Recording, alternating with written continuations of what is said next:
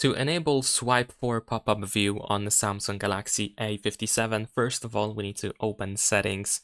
Over here in the settings, we're gonna scroll down and then you want to go to advanced features. Over here in advanced features, we should be able to go to the multi-window option. And then in here, we can find swipe for pop-up view. We can just tap on the switcher, of course, in order to enable this feature, but you can also tap on the option itself in order to find out how it works, what you need to do in order to make it work, and also we can adjust the top corner area, and this is what I'm gonna do.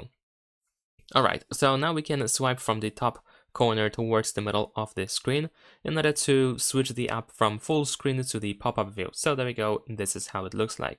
Simple as that. We can still adjust the size of this pop-up view. If you tap on this line that we have at the top of the screen, then you can find a couple of additional options that you might want to use. Like, for example, we can switch back to the full screen. That is pretty much it. Leave a like and subscribe.